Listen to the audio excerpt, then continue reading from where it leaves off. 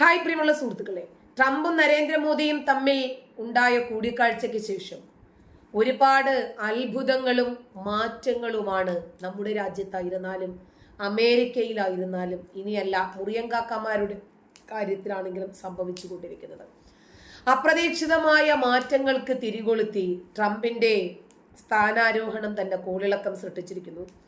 ഓരോ ദിവസവും ട്രംപ് എന്ത് പുതിയ തീരുമാനങ്ങളും നയങ്ങളുമാണ് കൈക്കൊള്ളുന്നത് എന്ന് ലോകം ഉറ്റുനോക്കിക്കൊണ്ടിരിക്കുന്ന ഈ സാഹചര്യത്തിൽ തഹാവൂർ റാണ അയാളാണ് ഇന്ത്യയുടെ പ്രധാനപ്പെട്ട ചർച്ചാ കേന്ദ്രമായി മാറുന്നത്. ഇപ്പോ മുംബൈ ഭീകരാക്രമണ കേസിലെ സൂത്രധാരനാണ് തഹാവൂർ റാണ. ഇയാളെ ഇന്ത്യക്ക് വിട്ടുകിട്ടാൻ വൈകും എന്നാണ് ഇപ്പോൾ സാധ്യതയെ സംബന്ധിച്ച് പറയുന്നത്. NDTV ആണ് ഇക്കാര്യം ആദ്യമായിട്ട് റിപ്പോർട്ട് ചെയ്യുന്നത്. പ്രധാനമന്ത്രി നരേന്ദ്രമോദിയുടെ US സന്ദർശനത്തിനിടയിൽ പ്രസിഡന്റ് ഡൊണാൾഡ് ട്രംപ് റാണയെ ഇന്ത്യക്ക് വിട്ടു നൽകും എന്ന് പ്രഖ്യാപിച്ചെങ്കിലും കാലതാമസം വരുമെന്നാണ് സൂചന. പുനരവലോകന ഹർജി US സുപ്രീം കോടതി തള്ളിയതോടുകൂടിയാണ് തഹാവൂർ റാണയുടെ വിട്ടുകിട്ടാൻ വേണ്ടിയിട്ടുള്ള ഒരു വഴി തന്നെ ഒരുങ്ങാൻ കാരണം. എന്നാൽ മാനുഷിക പരിഗണനകളുടെ പേരിൽ റാണ അന്തിമ അപ്പീല് നൽകിയിരിക്കുകയാണിപ്പോൾ. ഇതോടെ ഏതാനും ആഴ്ച കൂടി റാണയുടെ ഇന്ത്യയിലേക്കുള്ള വരവ് വൈകും എന്നാണ് NDTV റിപ്പോർട്ട് ചെയ്യുന്നത്. റാണയെ ഇന്ത്യക്ക് കൈമാറാൻ മോദി ട്രംപ് കൂടിക്കാഴ്ചയിലാണ് ധാരണയായത്. ഇരു രാജ്യങ്ങളും തമ്മിലുള്ള കുറ്റവാളി കൈമാറ്റ ഉടമ്പടി പ്രകാരമാണ് കൈമാറ്റം. പാകിസ്ഥാൻ വംശജനായ തഹാവൂർ റാണയെ കനേഡിയൻ പൗരനാണ് ആള്. ഇപ്പോൾ പാകിസ്ഥാനിലെ ഈ സൈനിക ഡോക്ടർ പിന്നീട് കാനഡയിലേക്ക് മാറുകയും അവിടെ പൗരത്വം നേടുകയും ചെയ്തു. തുടർന്ന് അമേരിക്കയിലെ ഷിക്കാഗോയിലെത്തി വേൾഡ് ഇമിഗ്രേഷൻ സെന്റർ എന്ന സ്ഥാപനം ആരംഭിച്ചു. ഇതിന്റെ മുംബൈയിലെ ബ്രാഞ്ചാണ് ഭീകരാക്രമണത്തിന് വേണ്ടി ലഷ്കറി ഭീകരർക്ക് എല്ലാ തരത്തിലുള്ള സഹായ സഹകരണങ്ങളും ചെയ്തു നൽകിയത് എന്നാണ് ഇപ്പോഴത്തെ കണ്ടെത്തൽ. ഇതിന്റെ ഭാഗമായിട്ടാണ് തഹാവൂർ റാണയെ കൈമാറണം എന്നും വിചാരണ നടത്തണമെന്നും ഇന്ത്യ ആവശ്യപ്പെടുന്നത്. ഇന്ത്യക്ക് കൈമാറരുത് എന്നാവശ്യപ്പെട്ട് റാണ കോടതിയെ സമീപിച്ചതോടുകൂടി കഴിഞ്ഞ ഡിസംബർ 16 അമേരിക്കൻ സോളിസിറ്റർ ജനറൽ റാണയുടെ ഹർജി തള്ളും എന്ന് അഭിപ്രായപ്പെട്ടിരുന്നു. രണ്ട് രാജ്യങ്ങളും തമ്മിൽ നിലനിൽക്കുന്ന കുറ്റവാളി കൈമാറ്റ ഉടമ്പടി പ്രകാരമാണ് തഹാവൂർ റാണയെ ഇന്ത്യക്ക് കൈമാറുന്നത്. നടപടികൾ പൂർത്തിയാകുന്നതോടെ തഹാവൂർ റാണയെ ഇന്ത്യയിൽ എത്തിക്കും.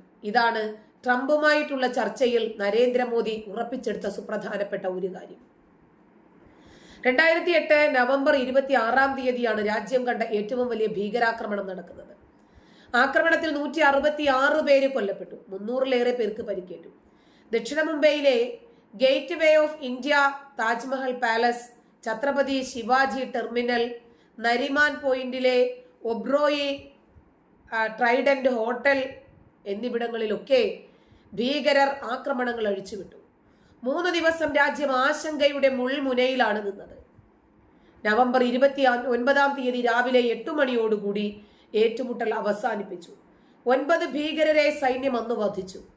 മുംബൈ ഭീകരവിരുദ്ധ സ്ക്വാഡ് മേധാവി Hemant Karkare, Malayali NGO commando major Sandeep Unnikrishnan അടക്കം നിരവധി സുരക്ഷാ ഉദ്യോഗസ്ഥർ വീരമൃത്യു വരിച്ചു. ജീവനോടെ പിടികൂടിയ അജ്മൽ കസബിനെ 2012 നവംബർ 21 ഇന്ത്യ തൂക്കിലേറ്റി. ഇതിനുശേഷം തഹാവൂർ റാണയെയും ശിക്ഷിക്കാനുള്ള അവസരം ഇന്ത്യക്ക് കിട്ടിയിരിക്കുകയാണിപ്പോൾ. ഏതാനും ആഴ്ചകൾ വൈകിയാലും ശരി, തഹാവൂർ റാണയുടെ അവസാന പിടച്ചിൽ ഇന്ത്യൻ മണ്ണിൽ തന്നെ ആയിരിക്കുമെന്ന് നരേന്ദ്രമോദി ഉറപ്പിച്ചു. മുംബൈ ഭീകരാക്രമണത്തിന്റെ സൂത്രധാരന്മാരിൽ ഒരാളായ ഭീകരൻ ഡേവിഡ് കോൾമാൻ ഹെഡ്ലിയുടെ അടുത്ത അനുയായിയായി മാറി. ഹെഡ്ലിക്ക് ഇന്ത്യയിലെത്താനും മുംബൈയിലെ ലക്ഷ്യങ്ങൾ കണ്ടെത്താനും വിസ സംഘടിപ്പിച്ച് നൽകിയത് റാണയുടെ സ്ഥാപനമായിരുന്നു. ഹെഡ്ലിയുമായി നടത്തിയ ഇമെയിലിലെ ആശയവിനിമയത്തിൽ നിന്ന് മുംബൈ ഭീകരാക്രമണം ആസൂത്രണം ചെയ്യുന്നതിനുള്ള റാണയുടെ പങ്ക് വ്യക്തമായിരുന്നു. ആക്രമണത്തിൽ പങ്കുവഹിച്ച ISI-കാരനായ മേജർ ഇക്ബാലുമായി നേരിട്ട് ബന്ധം ഉണ്ട്.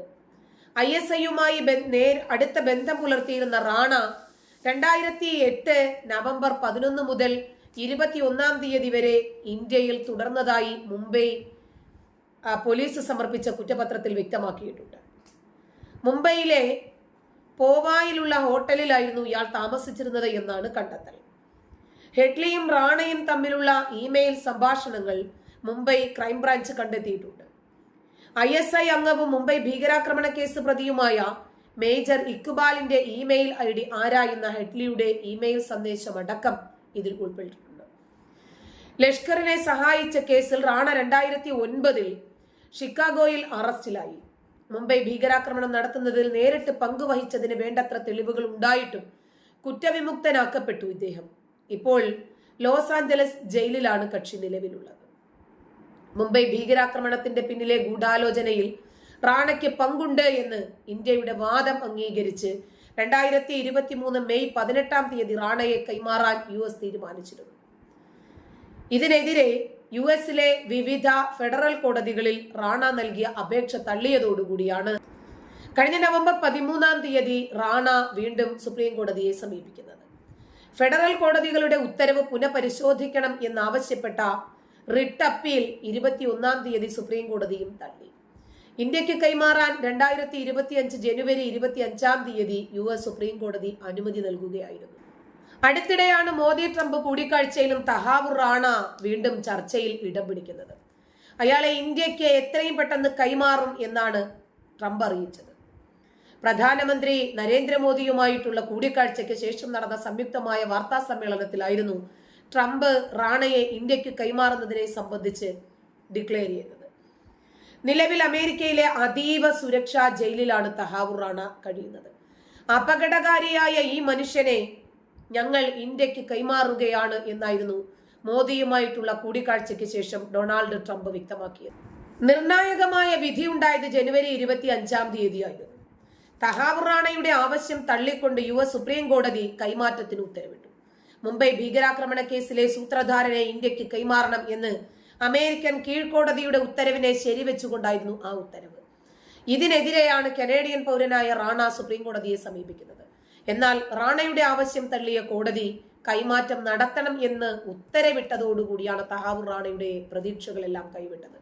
സുപ്രീം കോടതി വിധിയുടെ പശ്ചാത്തലത്തിൽ US നിയമത്തിന് അനുസൃതമായി മാത്രമേ അടുത്ത ഘട്ടങ്ങൾ വിലയിരുത്താൻ സാധിക്കൂ എന്നാണ് US സ്റ്റേറ്റ് ഡിപ്പാർട്ട്മെന്റ് അറിയിച്ചത്.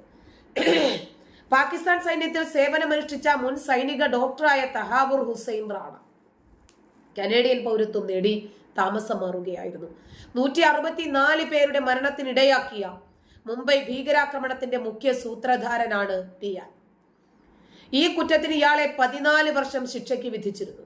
മുംബൈ ഭീകരാക്രമണത്തെക്കുറിച്ച് അറിവുണ്ടായിരുന്നെന്നും പാകിസ്ഥാനിലെ തീവ്രവാദ ഗ്രൂപ്പുമായി ബന്ധമുണ്ടായിരുന്നു എന്നുമാണ് റാണയ്ക്കെതിരായിട്ടുള്ള ആരോപണം. ഭീകരാക്രമണത്തിന്റെ മുഖ്യ സൂത്രധാരനും പാകിസ്ഥാൻ അമേരിക്കൻ ഭീകരനുമായിട്ടുള്ള ഡേവിഡ് കോൾമാൻ ഹെഡ്ലിയുമായി ചേർന്ന് റാണ ഗൂഢാലോചന നടത്തിയിരുന്നു എന്നാണ് കണ്ടെത്തിയത്. ലഷ്കർ ഇ തൊയ്ബയ്ക്ക് ധനസഹായം നൽകിയതിന് റാണയെ US ശിക്ഷിച്ചിട്ടുണ്ടായിരുന്നു. ഡെൻമാർക്കിൽ ഭീകരാക്രമണം നടത്താനുള്ള ഗൂഢാലോചനയിലും ഇയാൾ ശിക്ഷിക്കപ്പെട്ടിട്ടുണ്ട് മുമ്പ്.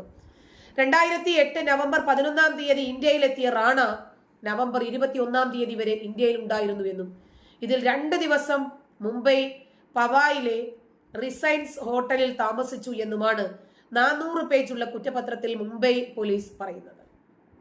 ഹെഡ്ലിയും റാണയും തമ്മിൽ നടത്തിയ ഇമെയിൽ സംഭാഷണങ്ങളാണ് മുംബൈ ക്രൈംബ്രാഞ്ച് കണ്ടെത്തിയത്. മുംബൈ ഭീകരാക്രമണത്തിൽ 26 വിദേശികളും 20 സുരക്ഷാ ഉദ്യോഗസ്ഥരും അടക്കം 166 പേരാണ് കൊല്ലപ്പെട്ടത്. Chhatrapati Shivaji terminals, Taj Mahal hotel, Nariman house, Cama and Albless hospital തുടങ്ങിയ മുംബൈയിലെ പ്രധാനപ്പെട്ട സ്ഥലങ്ങൾ ലക്ഷ്യമിട്ടിട്ടായിരുന്നു ലഷ്കർ ഇ തൊയ്ബ ഭീകരരുടെ അന്നത്തെ ആക്രമണം. നന്ദി.